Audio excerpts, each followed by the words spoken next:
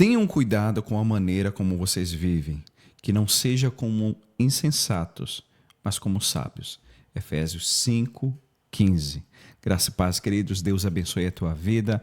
Aqui é o Volney Shibata, aqui do Ikigai, diretamente do estúdio, juntamente com o pastor Márcio Nagano, para o 9º episódio da série em Efésios. Que Deus abençoe a tua vida, você que esteve até agora acompanhando essa série em Efésios, que o Senhor abençoe os teus estudos no nome do Senhor Jesus.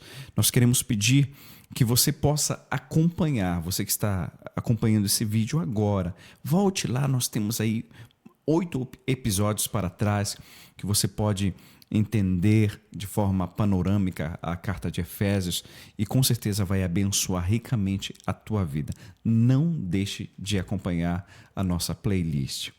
Pastor Márcio Nagano, mais uma vez aqui juntos. Um grande abraço. Né? Da última vez você esteve aqui com Mateus, 2 episódios seguidos aqui. Sim. E esses 2 próximos episódios eu vou estar fazendo com você. Amém. Estamos bênção, juntos, né? Que alegria. Sempre um grande prazer estar com vocês. Pastor, você disse que esse episódio de hoje é a segunda parte da temática passada. Por que o episódio de hoje é a segunda parte, a continuação do tema passado? Semana passada a gente falou sobre os cidadãos do reino de Deus e tem muita coisa, são muitas transformações que vão acontecendo na vida desse cidadão e como o nosso programa tem aproximadamente aí entre 20 e 30 minutos, não coube para a gente colocar tudo dentro desse programa. Era um assunto extenso. Um assunto extenso, né? E hoje a gente vai concluir, então, para que o nosso ouvinte tenha a linha de raciocínio, é só lembrar do episódio anterior. Bem, querido, se você gosta de conhecer outras culturas, o Ikigai de hoje vai estar falando sobre os cidadãos do reino dos céus. Vai continuar falando das características dos cidadãos do reino dos céus. Não deixe de acompanhar e estamos juntos aqui, juntos pelo reino. Pastor Márcio, no versículo 15, nos diz que nós devemos viver como sábios. Como é que seria isso? Esta sabedoria, que sabedoria seria essa? No capítulo 1, a gente já vai ver que Paulo fala também que na sua oração, dizendo que Deus nos desse espírito de sabedoria e revelação no pleno conhecimento dele, né? Aquela ideia, a princípio, no 1, de que nós precisávamos ter sabedoria para conhecer Cristo e conhecer toda a nossa herança que temos nele, nosso chamado, nossa vocação, conhecer o que é a igreja. Só que agora Paulo está falando que nós tivéssemos uma vida, pudéssemos agir com sabedoria e não ser insensatos nas nossas atitudes, né?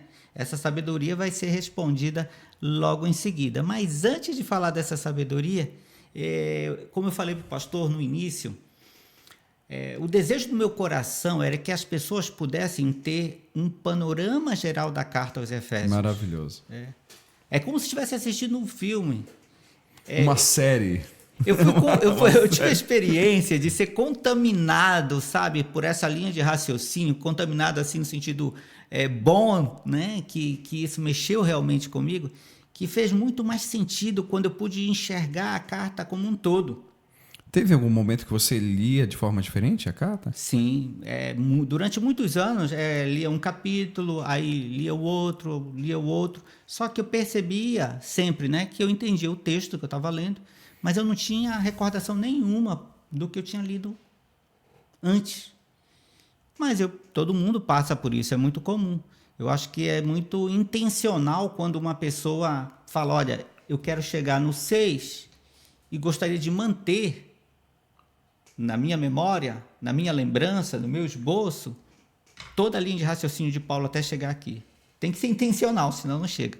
Só que se não for intencional, a carta ela não te entrega, sabe, todo o tesouro que ela esconde.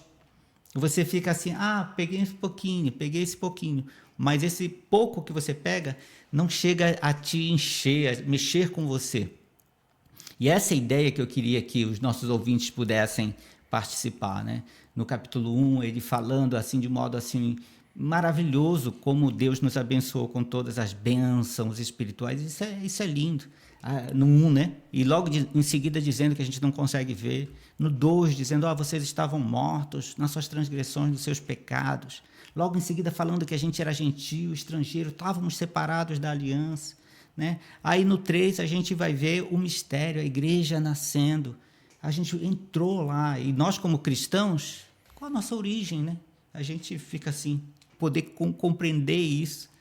A unidade do corpo de Cristo, já estamos no corpo, e agora ele mostra, a partir do 4 lá, que nós passamos, despindo-se do velho homem, para se renovar desse novo homem, né, criado para ser semelhante a Deus em justiça e santidade. Então a gente começou falando nessa linha de raciocínio, e agora a gente chegou aqui, e ele fala no 15, como o pastor leu, né, que a gente tenha esse cuidado com a maneira como a gente vive. Faz sentido, né?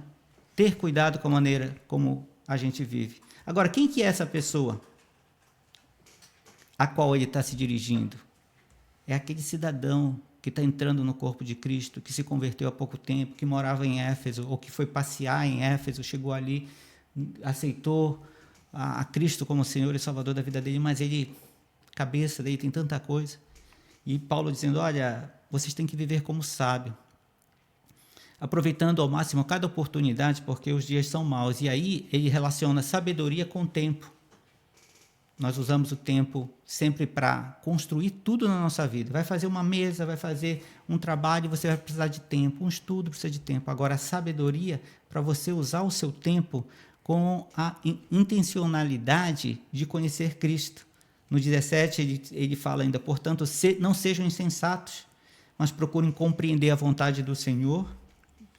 Não se embriaguem com vinho em que leva à libertinagem, mas deixem-se encher pelo Espírito. Percebe que ele fala, olha, o que seria essa vida de sábio?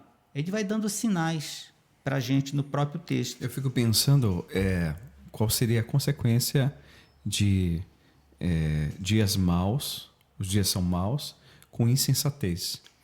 Viver de forma insensata em dias maus. É uma tragédia, uma completa tragédia, né? Sim. E essa insensatez que ele se refere, pastor Márcio, ele está se referindo à velha maneira de se viver? Ele está apontando em que direção? Veja só, na carta ele vai fazendo sempre uma comparação. Sempre. Porque é o que acontece. Quando você chega a Cristo, você vai perceber que você é uma pessoa. E a partir do momento que você começa a conviver com a verdade de Deus e em comunhão com Ele, há uma transformação. Então, quem que é o insensato?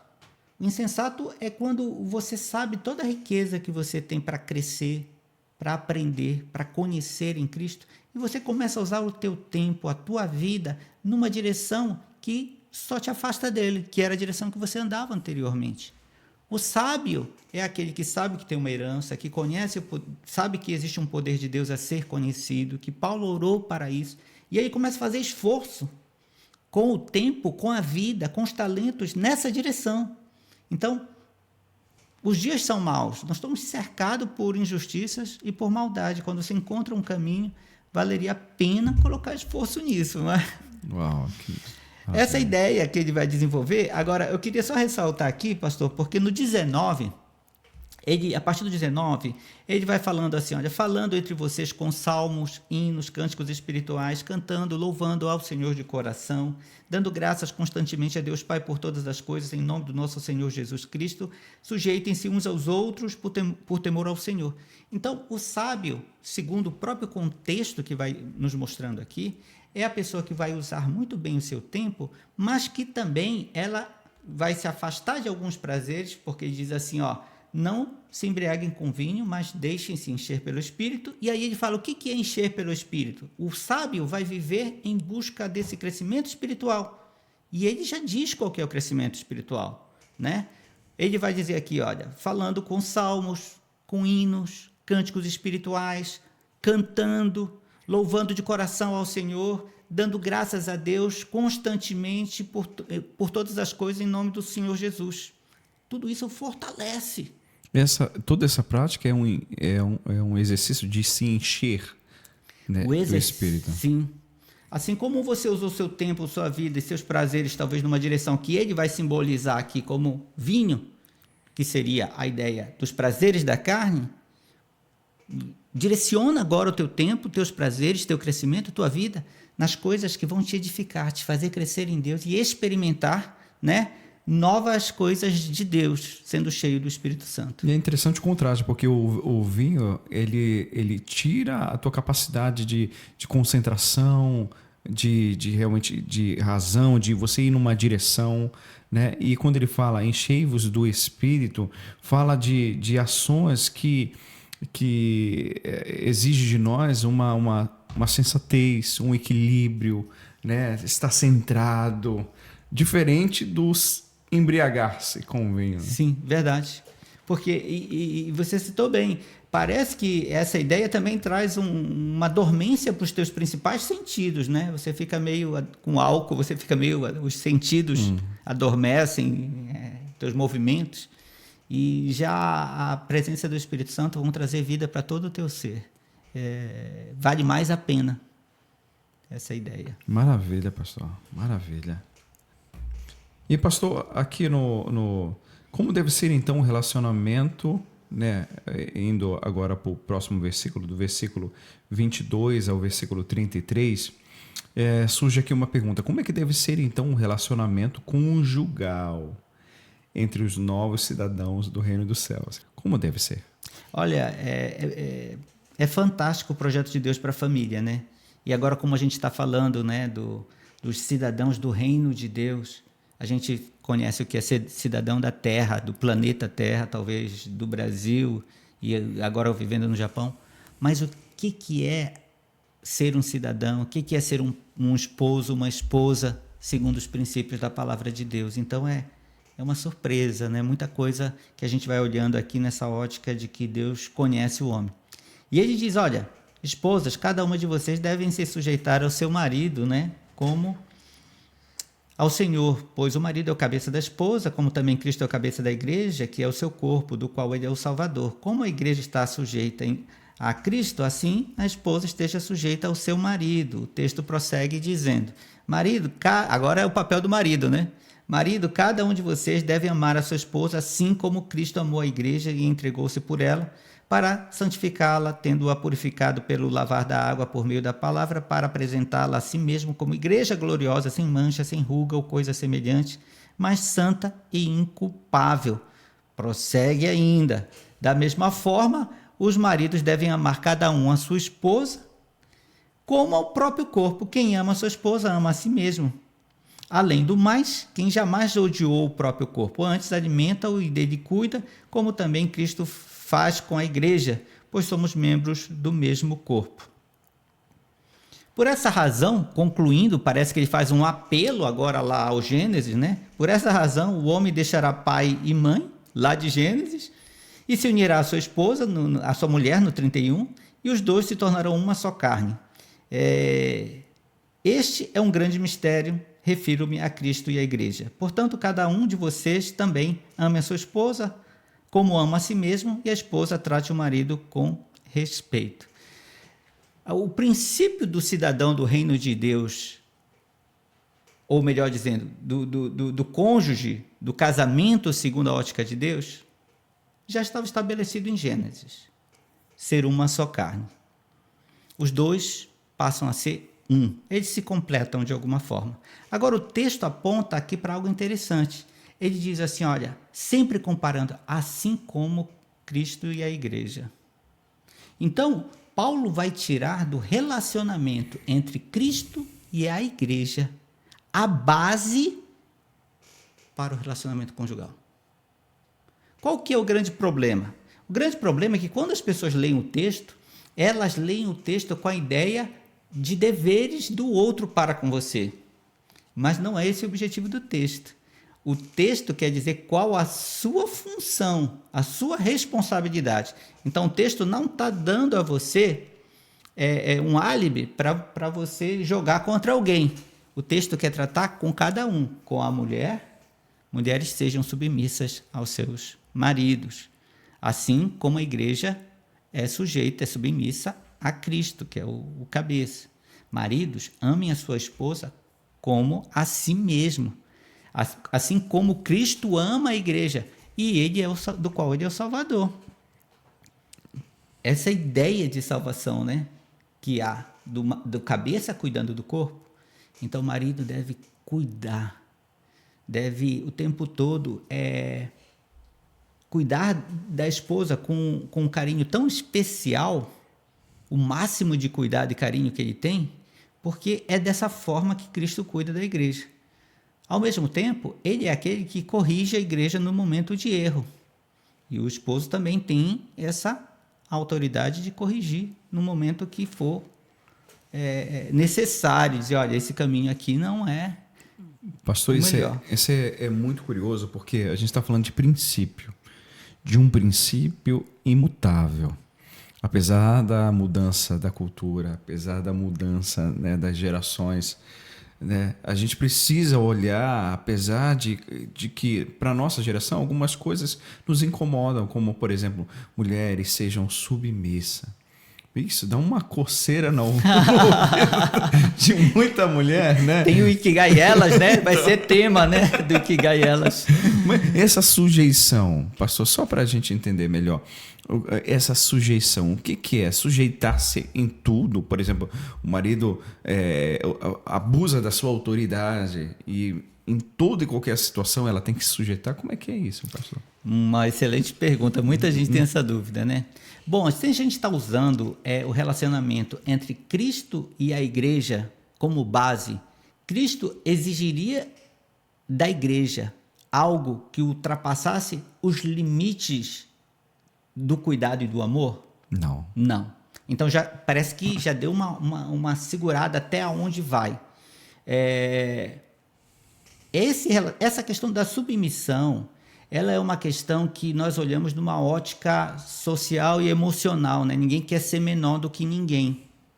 Mas isso é uma visão emocional das coisas. Por exemplo, assim, qual que é a importância, vamos supor assim, de uma borboleta e de uma abelha? Você vai dizer assim, não, calma, não dá para fazer porque cada uma tem o seu papel na natureza. Deus também, quando nos criou, ele nos deu talentos específicos, capacidades que são próprias do gênero, homem e mulher. O homem recebeu responsabilidade de autoridade, mas isso não faz dele alguém maior. Por exemplo, eu estou trabalhando na fábrica, certo? O meu chefe, ele está responsável pela seção. Então, qual o papel dele? Fazer com que a seção funcione. Na fábrica, ele está me liderando, certo? Mas isso significa dizer que eu sou menor do que ele? Não. Tocou o sinal, a gente sai, vai para o QI, a gente fica junto, a gente vai jogar futebol junto. No futebol eu posso ser, por exemplo, o técnico e ele ser um jogador e dar uma bronca nele. Percebe que isso esses papéis não interferem em tamanho. Ele é maior, eu sou menor. Não, isso é coisa emocional, é a maneira, é a ótica como você vê. Mas na família tem que ter uma liderança. E isso aconteceu lá em Gênesis, né? É consequência também do pecado, que a liderança da família deve estar sobre a responsabilidade do homem. E isso não é dizer assim, isso é um privilégio, isso é uma grande responsabilidade, né?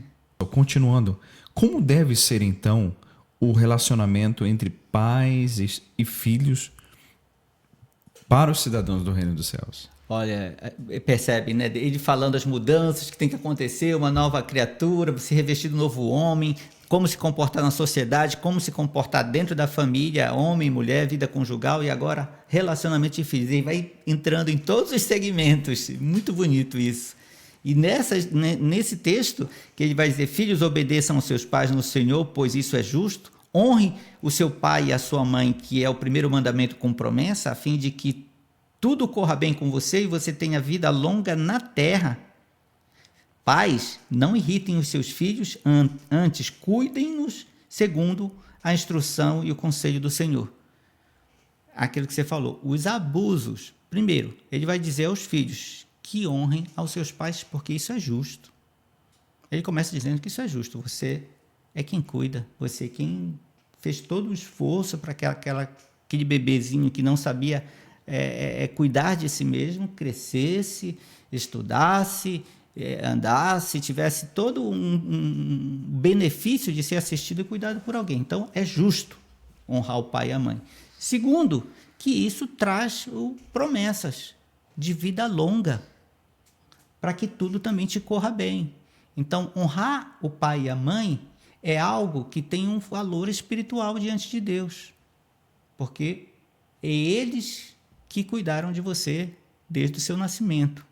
É muito importante notar isso. E o abuso agora dos pais, porque não é só o filho honrar o pai. Ele diz assim, olha, não provoque a ira no seu filho.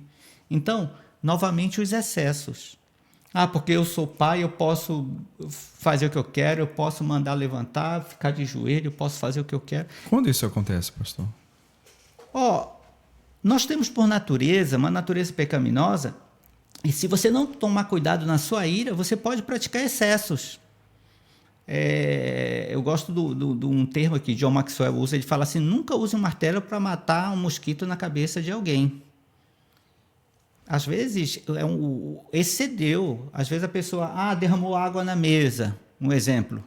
Aí, você derramou água na mesa, pois agora você vai levar, sei lá, tantas cintadas aí nas costas, vai ficar de castigo, não vai poder brincar, não vai... Porque derramou água na mesa, é um exagero tudo isso. Quem é que te trata assim? Então, você praticar exageros, sendo movido pela ira, por uma sensação de raiva, de alguma coisa que não está dando certo em outra área da sua vida, e descontar nos filhos, é um pecado diante de Deus. É como se ele estivesse falando, pastor, assim, não gere feridas para a vida dos filhos de vocês? A ideia não vou dizer feridas, porque às vezes você gera uma ferida e nem sabe que está gerando, né? Você Sim. faz um comentário, filho, isso você... Marcas para a vida. Marca, né? Mas eu diria o seguinte, que é um cuidado com os excessos, porque você pode praticar uma violência contra um ser que não tem condições físicas nem emocionais de suportar aquela violência, porque às vezes a violência é verbal. Então, eu falo exatamente nesse aspecto, porque marcas que ficam para a vida. Às vezes a gente vê um adulto lembrando do que o pai, do que a mãe fez, do abuso cometido lá atrás, e aquilo é como uma bola de ferro acorrentada. Aquela pessoa, ela já está com 60 anos e está lembrando daquilo. Arrasta, né? Aquela circunstância, sim. Então, não é porque você é o pai que você tem o direito de fazer o que você quer. Você está cuidando, né, de uma vida que Deus colocou sobre sua responsabilidade. Então, antes de ser seu filho, é uma criação de Deus e nós temos que prestar conta diante de Deus dos filhos que Ele nos concedeu. E aí Ele dá uma orientação, né, de instruir a criança no conselho do Senhor. Então, é um processo educacional de instrução no conselho de Deus. Amém. Pastor, quanto ao relacionamento entre senhores e servos, como deve ser? Aqui seria patrão e funcionário. Patrão e funcionário, né? Hoje, para a gente, né? Sim. A realidade nossa hoje seria essa, né? E ele vai dizendo aqui no 5, então, entrando num assunto, né? Escravos, obedeçam aos seus senhores terrenos como a Cristo. Olha que comparação. Obedecer como a Cristo. Com respeito, temor e sinceridade de coração, obedecendo-lhes não apenas para agradá-los quando eles os observam, mas como escravos de Cristo, fazendo de coração a vontade de Deus. Sirvam com boa vontade, como quem serve ao Senhor, novamente, como quem serve ao Senhor. Não aos homens, porque vocês sabem que o Senhor recompensará cada um pelo bem que praticar, seja escravo, seja livre. Então, a ideia, eu acho muito bonito, porque o que ele vai falando aqui ainda no verso 9, vocês, senhores, tratem os seus servos da mesma maneira. Viu, jogou e estava falando de como o servo tem que comportar, agora os senhores façam da mesma maneira. Da mesma forma, não os ameacem, uma vez que vocês sabem que o Senhor deles e de vocês está nos céus, e com ele não há favoritismo. Ele está olhando os dois. Está olhando o comportamento dos dois. Eu costumo, assim, a sempre dizer, independente do que você faça, se você faz com dedicação, se você faz com amor, se você faz realmente agradecendo a Deus pela oportunidade de fazer o que está fazendo, há uma recompensa de Deus para isso. Porque na sociedade nós precisamos de todas as pessoas. A ideia de que você fala assim, eu estou num consultório médico, eu não preciso do gari que recolhe o lixo. Mas se o lixo ficar na frente da sua casa lá, vai começar a dar problema. Alguém tem que recolher. Agora, por que a gente olha para a sociedade e a gente olha em categorias? Esse é maior, esse é menor, esse é maior, esse é menor. Mas na sociedade, numa ótica mais minuciosa, cada um, fazendo bem o que faz, todos são beneficiados. É um benefício para todas as pessoas. E a recomendação bíblica é que se você é um senhor, seja justo, seja um bom patrão, um bom chefe, trate bem seu funcionário, zele pelo crescimento dele. Se você é um funcionário, se você é um servo, faça o seu melhor, como se o trabalho fosse realmente algo que Deus te concedeu e como se você estivesse trabalhando para Cristo. Se os dois trabalharem assim, você não concorda comigo que o negócio vai crescer? É a empresa e o trabalho dos sonhos. Sim, vai virar um lugar fantástico, né? Sim. Todo mundo quer viver num lugar assim. Amém. O padrão bíblico está acima de tudo, né? Que maravilha, gente do céu, né? Os cidadãos do reino, eles têm responsabilidade, mas eles têm também os benefícios de cumprir essas responsabilidades. Isso é maravilhoso, a gente tem que se atentar para isso. Sim. Né? Isso é bom demais. Pastor, que aplicação que a gente tem da lição de hoje? Muita coisa legal, né? Para quem viveu ou para quem vive numa sociedade tão cheia de injustiça, ter esse convite do reino de Deus, né? E aí você vê que Deus nos chama a uma nova vida, com essa chance de viver em sabedoria, saber remir o nosso tempo, usar bem o nosso tempo para conhecê-lo, para experimentar os valores do reino de Deus. Saber que o cidadão do reino de Deus recebe da orientação do próprio Criador sobre sua vida conjugal, sobre como ele criar seus filhos, como cuidar dos seus funcionários. Há orientações para todas as áreas da vida, né? Então, para os nossos ouvintes que estão nos acompanhando, seja um excelente cidadão do reino de Deus. Há dificuldades? Sim, há dificuldades. Todos nós temos que trabalhar com uma natureza pecaminosa que está aí o tempo todo, latente, querendo nos dominar. Mas aqueles que estão em Cristo têm todos os recursos do reino de Deus para viverem como bons cidadãos do reino de Deus. Que o Senhor abençoe sua vida. Amém, queridos. Deus abençoe a tua vida. Pastor Márcio, que lição a gente teve hoje. Foi muito legal, bom. né? Obrigado mesmo, de coração. Amém. E você que está nos acompanhando aí, se inscreva no canal. Não deixe de acompanhar os vídeos anteriores. E que o Senhor abençoe a tua vida e família. No nome de Jesus. Estamos juntos pelo reino. Forte abraço a cada um de vocês. Tchau, tchau.